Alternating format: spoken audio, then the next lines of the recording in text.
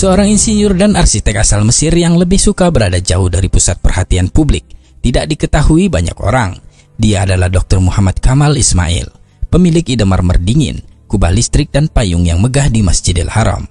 Beliau orang termuda dalam sejarah Mesir yang memperoleh ijazah sekolah menengah atas, orang termuda yang terdaftar di sekolah teknik kerajaan pertama, orang termuda yang lulus dan dikirim ke Eropa untuk mendapatkan 3 gelar dokter di bidang arsitektur Islam. Dia juga yang termuda yang mendapatkan syal Nil dan pangkat besi dari raja. Dr. Muhammad Kamal menikah pada usia 44 tahun. Istrinya melahirkan seorang anak laki-laki lalu meninggal dunia. Setelah itu beliau tetap menyendiri dan mencurahkan seluruh waktunya untuk beribadah kepada Allah hingga wafat. Beliau menghabiskan hampir 100 tahun usianya untuk melayani 2 masjid suci, jauh dari sorotan media massa, ketenaran, apalagi uang. Dr. Muhammad Kamal Ismail adalah insinyur pertama yang melakukan perencanaan dan pelaksanaan proyek perluasan Masjidil Haram di Mekah dan Masjid Nabawi di Madinah. Dia menolak untuk menerima cek pembayaran jutaan dolar untuk ide desain teknik dan pengawasan arsitekturnya yang diberikan oleh Raja Fahd bin Abdul Aziz Al Saud, juga perusahaan Bin Laden. Dia mengatakan kepada Bakar bin Laden, "Mengapa saya harus menerima uang untuk pekerjaan saya di 2 masjid suci? Bagaimana saya akan menghadap Allah pada hari kiamat nanti?"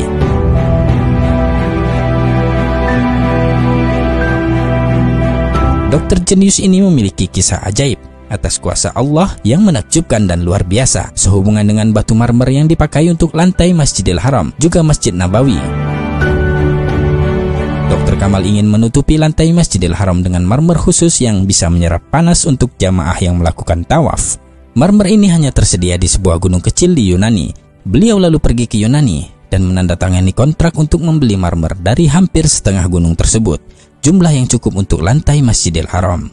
Beliau menandatangani perjanjian tersebut dan kembali ke Mekah. Setelah 15 tahun selesai pembangunan di Masjidil Haram, pemerintah Saudi memintanya untuk menempatkan jenis marmer yang sama di Masjid Nabawi di Madinah. Dr. Muhammad Kamal mengatakan, ketika raja memintanya untuk melapisi Masjid Nabawi juga dengan marmer yang sama, saya menjadi sangat bingung karena hanya ada satu tempat di dunia ini untuk mendapatkan marmer jenis ini, yaitu di Yunani, dan saya sudah membeli setengah dari yang tersedia. Dr. Kamal mengatakan bahwa ia pergi ke perusahaan yang sama di Yunani dan bertemu dengan CEO dan menanyakan jumlah yang tersisa dari marmer tersebut. CEO itu mengatakan bahwa marmer yang ada di gunung itu telah terjual semuanya 15 tahun yang lalu. Dr. Kamal menjadi sangat sedih. Ia melangkah keluar dan ketika hendak meninggalkan kantor mereka, ia bertemu dengan sekretaris kantor.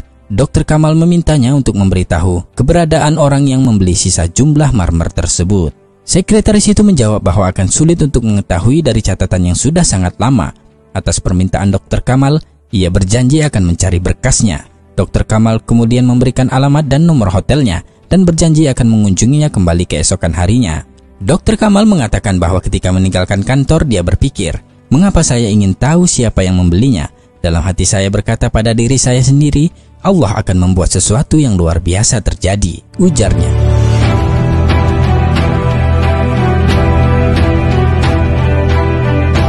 Keesokan harinya, beberapa jam sebelum berangkat ke bandara, Dr. Kamal menerima telepon dari sekretaris perusahaan itu yang mengatakan bahwa dia telah menemukan alamat pembeli.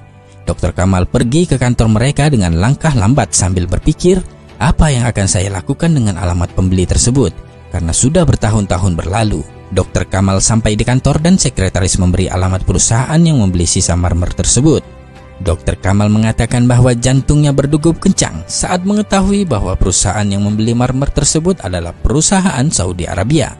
Dr. Kamal pun terbang kembali ke Arab Saudi pada hari yang sama, dan setibanya di sana, ia langsung menuju ke kantor perusahaan yang membeli marmer tersebut dan bertemu dengan direktur admin dan menanyakan apa yang telah dilakukannya dengan marmer yang dibelinya beberapa tahun yang lalu dari Yunani. Direktur admin berkata, "Saya tidak ingat." Dia lalu menghubungi bagian gudang dan bertanya tentang marmer putih dari Yunani, dan mereka mengatakan kepada Dr. Kamal bahwa semua jumlah marmer yang dibeli 15 tahun yang lalu masih ada dan tidak pernah digunakan.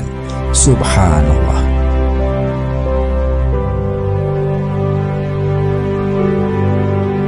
Dr. Kamal mulai menangis seperti bayi, dan selanjutnya dia menceritakan kisah lengkapnya kepada pemilik perusahaan. Dr. Kamal memberikan cek kosong kepada pemilik perusahaan dan memintanya untuk menuliskan jumlah yang diinginkan. Ketika pemilik perusahaan mengetahui bahwa marmer tersebut adalah untuk Masjid Nabawi, ia berkata, Allah membuat saya membeli marmer ini dan melupakannya, karena marmer ini dimaksudkan untuk digunakan di Masjid Rasulullah. Allahu Akbar.